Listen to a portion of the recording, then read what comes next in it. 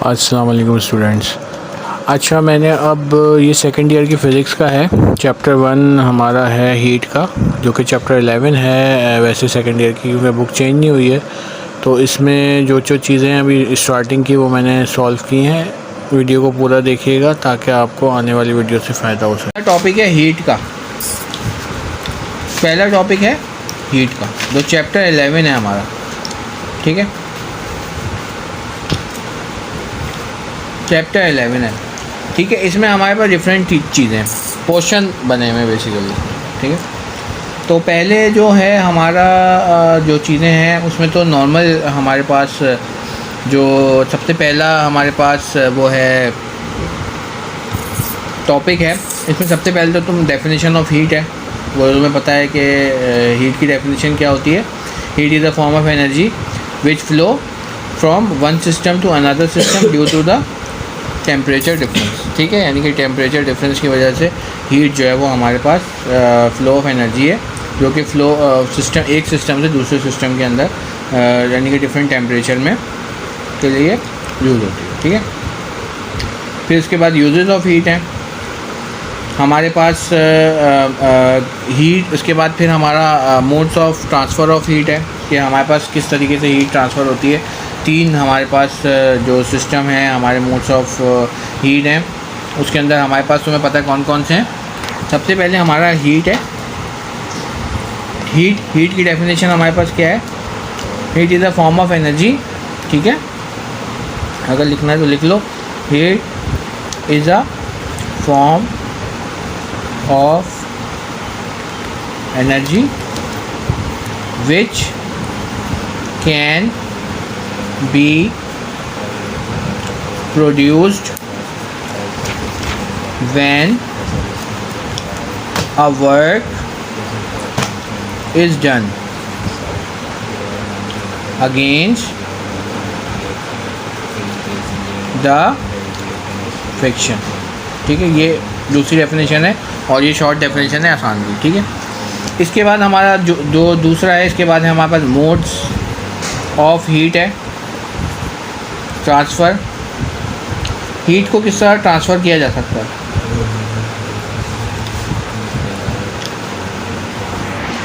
Of heat है, कितने modes of transfer of heat होता है? पहला तो हमें पता है क्या होता है, कंडक्शन होता है। दूसरा क्या होता है, कन्वेक्शन। तीसरा क्या होता है, रेडिएशन। हमारे पास ट्रांसफ़र ऑफ हीट है कंडक्शन, कन्वेक्शन और रेडिएशन।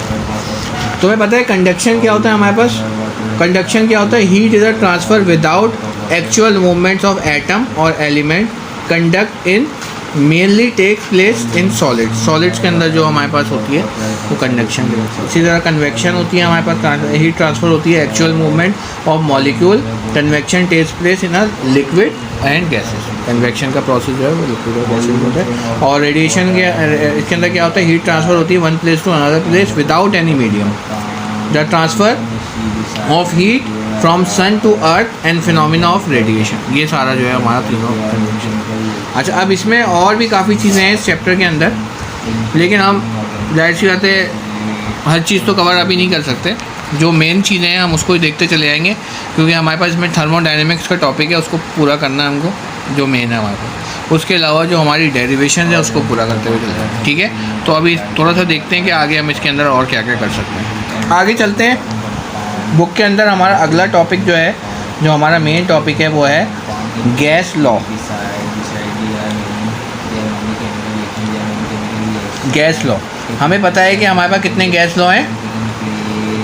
हमारे पास कितने गैस लॉ हैं? 5 गैस लॉ हैं। सबसे पहला बॉयज़ लॉ है, चार्ल्स लॉ है, प्रेशर लॉ है, जनरल गैस इक्वेशन है, जनरल गैस लॉ है और आइडियल गैस लॉ है। इसमें 5 हैं। वैसे तो हम 3 पढ़ते थे, बॉयज़ लॉ, चार्ल्स लॉ और एक एवोगैड्रो था उसके अंदर हमारा पुराना था। ठीक है, अब इसके अंदर हमारे पास ये सारा हमको पढ़ना है। तो सबसे पहले गैस लॉ है। ठीक है, गैस लॉ में हम किस चीज़ की हमारे पास स्टडी है? Temperature, pressure, volume. इसके अंदर जो हमारी 3 चीज़ें हैं जो मेन है। ठीक है, जो इसके पैरामीटर्स हैं, अगर आप देखा जाए तो इसके पैरामीटर्स कौन से हैं? तीन चीज़ें ही होंगी इसमें। पहला टेम्परेचर, ठीक है, हर लॉ के अंदर तुम्हारे पास ये तीन चीज़ें मिलेंगी, ठीक है। दूसरा क्या है हमारे पास, प्रेशर, और तीसरा क्या है हमारे पास, वॉल्यूम, ठीक है, और मास भी है हमारे पास, ठीक है, मास या मोल इसके, ठीक है। ये है पैरामीटर, और इसी कैरेक्टरिस्टिक को कहते हैं हम गैस लॉ के अंदर वो शामिल है, ठीक है।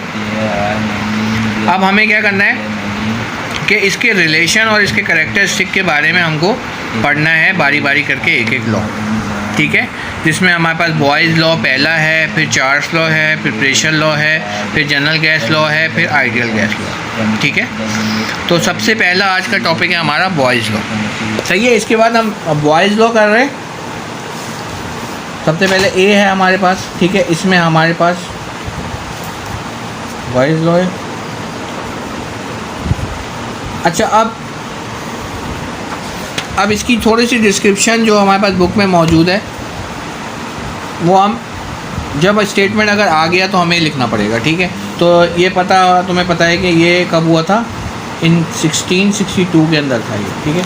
और इसमें जो रिलेशन है ना, रिलेशन बिटवीन है, इसने रॉबर्ट बॉयल ने ये पेश किया था, ठीक है, ठीक है। यहाँ पे किसने दिया था, ये रॉबर्ट बॉयल,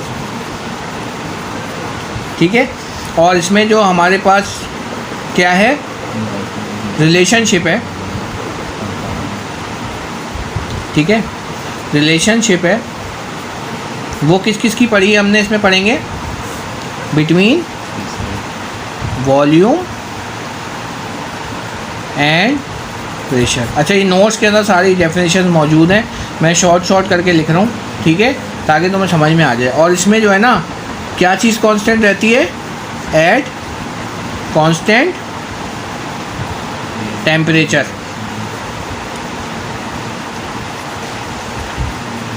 सही है, समझ में आ रहा है, टेम्परेचर एंड मास, सिंपल है हमारे पास। अच्छा, हम बेसिकली ये तो हमारा इसका जो था वो इंट्रोडक्शन था, और स्टेटमेंट में भी हम यही चीज़ें लिखते हैं, और इसको मैथमेटिकल फॉर्म के अंदर भी हम लिखते हैं। तो इसके अंदर जो मेन हमारा स्टेटमेंट है ना, इसका अगर हम मैथमेटिकली फॉर्म में लिखें तो इसमें हमें क्या कहा जाता है कि मास ऑफ गैस जो है ना, mass of gas off volume is inversely proportion with the pressure and constant temperature. यानी कि जो वॉल्यूम है वो इन्वर्सली प्रोपोर्शन है प्रेशर के। अब इन्वर्सली का क्या मतलब है, देखो, एक होता है डायरेक्टली प्रोपोर्शन, एक होता है इन्वर्सली प्रोपोर्शन। इन्वर्सली प्रोपोर्शन का मतलब है कि एक चीज़ बढ़ जाएगी तो दूसरी चीज़ कम हो जाएगी, ठीक है, सिंपल। तो यानी कि वॉल्यूम अगर बढ़ रहा है तो प्रेशर कम हो रहा है। कैसे, इसकी मिसाल कैसे है, यानी कि अगर एक पतीली छोटी होगी और उसको तुम एयर टाइट करोगे तो प्रेशर ज़्यादा होगा। अगर मैं पतीली का जो वॉल्यूम है उसको बढ़ा दूंगा, बड़ी पतीली कर दूंगा, तो प्रेशर क्या हो जाएगा, कम हो जाएगा, सही है, सिंपल इज़ दैट। अच्छा, अब ये प्रोपोर्शन का निशान होता है। अब इस प्रोपोर्शन के निशान को मैं हटा के एक प्रोपोर्शनलिटी कांस्टेंट लगा देता हूँ के, और जब भी हम डेरिवेशन करते हैं और इस कांस्टेंट को मैं हटाता हूँ और इस पी को इससे मल्टीप्लाई कर देता हूँ, तो पी वी बराबर हो जाता है कांस्टेंट के, ठीक है। पी इससे मल्टीप्लाई हो गया, पता है ना, तो मल्टीप्लाई हो जाएगा, ठीक है। तो ये है वो बॉयज़ की मैथमेटिकल कंडीशन, ठीक है, ये बॉयज़ लॉ है हमारे पास, ठीक है। P V equals to constant जो है, ये क्या है हमारे पास, बॉयज़ लॉ की फॉर्म है, फॉर्म ऑफ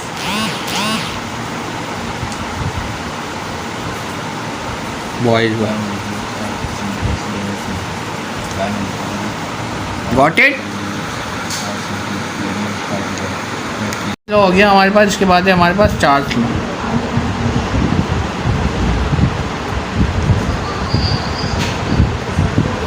अब चार्ल्स लॉ क्या कहता है, ठीक है, चार्ल्स लॉ में हमारे पास क्या चीज़ है, इसमें क्या कहते हैं, सही है, इसमें क्या चीज़ होती है कि हमारे पास इसके अंदर भी हम जो लॉ है वो क्या कहता है कि इसमें हमारे पास वही 3 चीज़ों के रिलेशन है, जैसा कि पहले मैंने बताया था, ठीक है। इसमें होती ही 3 चीज़ें हैं, प्रेशर, वॉल्यूम। चार्ल्स लॉ में जो हमारे पास है वो उसका स्टेटमेंट में क्या है कि इसके अंदर वॉल्यूम और एब्सोल्यूट टेम्परेचर जो है वो डायरेक्टली प्रोपोर्शनल है, ठीक है। और प्रेशर जो है ना वो कांस्टेंट है, ठीक है। जैसे उसमें कांस्टेंट क्या था, उसमें प्रेशर और वॉल्यूम था और टेम्परेचर कांस्टेंट था, इसमें जो है वो प्रेशर कांस्टेंट है, ठीक है।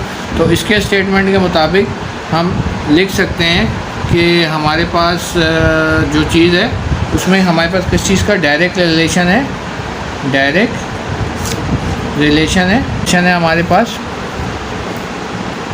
डायरेक्ट रिलेशन है किस चीज़ का, between volume and absolute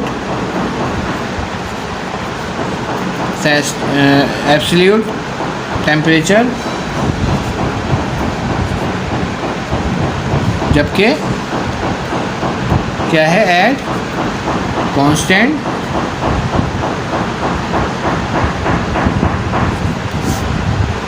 pressure, ठीक है, pressure of mass, pressure and mass, ठीक है। तो ये है हमारा इसके अंदर चार्ल्स लॉ, ठीक है। और मैथमेटिकली इसको हम कैसे लिखते हैं कि v जो है वो डायरेक्टली प्रोपोर्शनल है t के, ठीक है। और v को हटा के हमने प्रोपोर्शन हटा के हमने क्या लगाया, कांस्टेंट लगा दिया, ठीक है। और कांस्टेंट के बाद हमारे पास क्या है, कांस्टेंट है हमारे पास, ठीक है। तो कांस्टेंट की जगह अगर हम कांस्टेंट को अलग करें तो v/t इक्वल्स टू कांस्टेंट हो जाता है,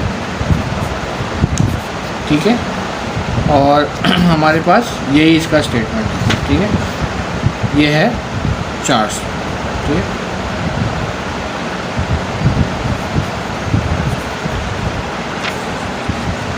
ठीक है, ये हमारा स्टेटमेंट इसका हो गया चार्ल्स, वो ये बॉयज़ लॉ का हो गया, ये चार्ल्स, ठीक है। अब हमारे पास तीसरी चीज़ हमारे पास जो हमें पढ़नी है वो क्या है, general gas law, general gas law, ठीक है। अब जनरल गैस लॉ क्या है, ये सुना भी और हमने PV=NRT पहले भी पढ़ा होगा स्कूल में, भी होती है इसकी, हाँ 8 क्लास में 9 क्लास में पढ़ा होगा, ठीक है, जनरल गैस इक्वेशन, ठीक है। ये वही है चीज़, ठीक है। तो अब हमारे पास इसके बारे में हम कर रहे हैं, ठीक है। तो इसमें जो है ना हमारे पास जो अभी आपने दोनों लॉस पढ़े उन दोनों को मिला दिया जाता है, ठीक है। तुम्हें पता है कि बॉयज़ लॉ जो है और चार्ल्स लॉ जो है, ठीक है, इन दोनों के रिलेशन से मिला के हमारी जनरल गैस इक्वेशन बनती है, ठीक है। तो स्टेटमेंट में आप पहले ये लिख सकते हैं कि हमारे पास जो जनरल गैस इक्वेशन है ये स्टेबल होती है on the basis of Boyle's law and Charles law, ठीक है। आपको पता है बॉयज़ लॉ, अगर मैं लिखूँ यहाँ से स्टार्टिंग करना शुरू कर दूँ कि according to Boyle's law, Robert Boyle's का नाम था, अगर अकॉर्डिंग टू बॉयज़ लॉ अगर मैं करूँ तो बॉयज़ लॉ आपको पता है क्या होता है कि v is directly proportional to 1/p, ठीक है। ये है हमारे पास बॉयज़ लॉ। और अगर हम करें अकॉर्डिंग टू चार्ल्स लॉ,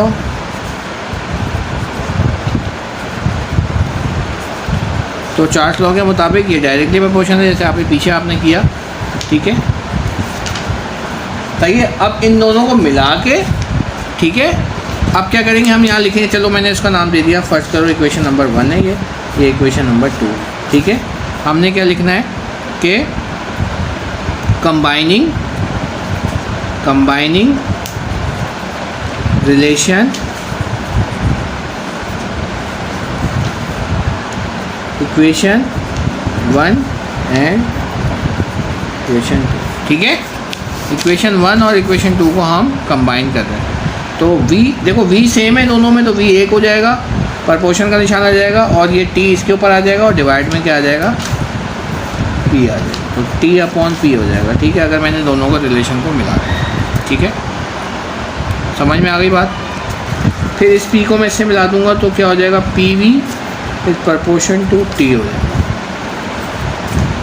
ठीक है, इस प्रपोर्शन को हटाते हैं तो मैं क्या लिखता हूँ, इक्वल्स टू लगाता हूँ और कांस्टेंट लिख देता हूँ। ठीक है, सही है, समझ में आ रहा है। अच्छा, अब ये हमारे पास इतना हो गया, PV upon T equals to constant हमारा ये निकल गया, PV upon T equals to constant हो गया हमारे पास। ठीक है, तो यही आपकी जो है जनरल गैस इक्वेशन है मैथमेटिकली। ठीक है, विच इज मैथमेटिकली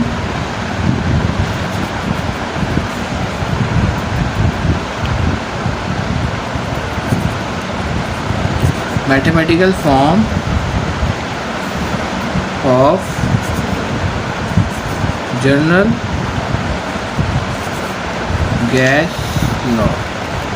ठीक है, ये समझ में आ गया आपको। ठीक है, अब ये आपका तो जनरल गैस लॉ हो गया। अब इसकी जैसे इनिशियल स्टेट मैंने पीछे नहीं लिखी है कि हम जैसे इनिशियल स्टेट के लिए आपके पास अगर हम इनिशियल स्टेट इसकी लिखेंगे तो इसकी इनिशियल स्टेट क्या हो जाती है, P1 V1 हो जाती है, P1 V1 equals to constant हो जाती है। ठीक है, और इसकी इनिशियल स्टेट क्या हो जाएगी, इसकी भी इसी तरह V1 T1 हमारी क्या हो जाएगी, इनिशियल स्टेट हो जाएगी। ठीक है, equals to constant, P1 V1 equals to constant और फाइनल स्टेट ये इनिशियल स्टेट है इसकी। ठीक है,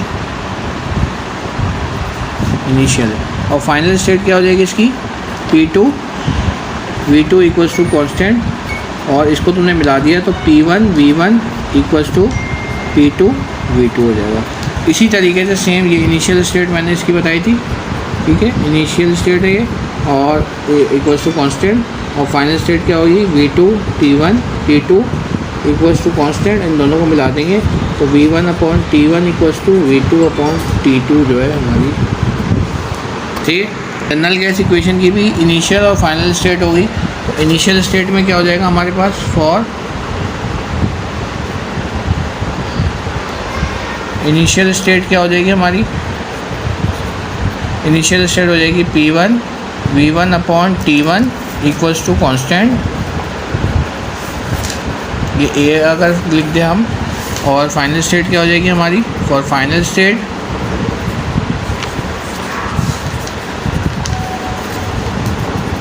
P2 V2 upon T2 equals to constant. ठीक है, और इन दोनों को हम मिला देंगे by A and B, we get क्या get, P1 V1 upon T1 equals to P2 V2 upon T2। ये है हमारी जो है जनरल गैस इक्वेशन की लॉ इन डिफरेंट स्टेट्स। ये है general gas equation, general gas law for two different states of a gas. अच्छा, gas equation. ठीक है, इसके बाद अब लास्ट है हमारे पास आइडियल गैस लॉ। ठीक है, अब आइडियल गैस लॉ में ना हमारे पास 3 लॉ जो हैं उसको मिलाया जाता है। ठीक है, आइडियल गैस लॉ में। ठीक है, सबसे पहले जो है हमारे पास आइडियल गैस लॉ में प्रेशर जो होता है वो डायरेक्टली प्रोपोर्शन होता है number of moles of gas के। प्रेशर जो होता है डायरेक्टली प्रोपोर्शन होता है number of mole of gas के, जबकि वॉल्यूम एंड टेम्परेचर जो होता है वो कांस्टेंट होता है। ठीक है, तो सबसे पहला हम इक्वेशन जो लिख रहे हैं कि प्रेशर जो है वो डायरेक्टली प्रोपोर्शन है एन के, एन यहाँ पे नंबर ऑफ मोल है। ठीक, ये एक कंडीशन होगी। इसकी दूसरी कंडीशन हमारे पास क्या है, volume is directly proportion to the number of mole as gas and temperature and pressure are constant. तीनों चीज़ें जो कांस्टेंट हो जाती हैं। Volume is directly proportion to number of mole, N का मतलब है नंबर ऑफ मोल का। और तीसरी कंडीशन में हमारे पास क्या होता है, तीसरी कंडीशन में हमारे पास जो हमारे पास जनरल गैस इक्वेशन है, अकॉर्डिंग टू हमारे पास जनरल गैस लॉ जो अभी पीछे हम लोग पढ़ के आए हैं, जनरल गैस लॉ के मुताबिक PV is directly proportion to T होता है, ठीक है। बाय 1, 2 एंड 3, इन तीनों को हमने मिलाया तो हमारे पास क्या आया, PV is directly proportion to NT, ठीक है। इन तीनों को हमने मिला दिया, ठीक है। जो V एक दफ़ा था एक दफ़ा लिख लिया, जो P एक दफ़ा दोनों दफ़ा लिख दिया, और यहाँ पे T और N 2 दफ़ा था, N को एक दफ़ा लिख दिया, ठीक है। ये हमारे पास आ गया। फिर हमने इस प्रपोर्शन को हटाते हैं तो हम क्या लिखते हैं, प्रपोर्शन को हटाते हैं तो इक्वल्स टू लगाते हैं तो कांस्टेंट लिख देते हैं, ठीक है। कांस्टेंट लिख दिया N और T, ठीक है। कांस्टेंट N और T लिख दिया, ठीक है। अब इस कांस्टेंट को हटा के हमने क्या लगाना है, R, ठीक है, N और T, ठीक है। और जो उसकी असल शक्ल है वो लिख देंगे PV equals to N R T। ये जो है ना हमारी, ये इक्वेशन जो है, ये है हमारी क्या है, मोलर गैस कांस्टेंट गैस, ठीक है। यहाँ पे जो हमारे पास R है ना, यहाँ पे बता दो वेयर R जो हमारे पास कांस्टेंट है is known as molar gas constant,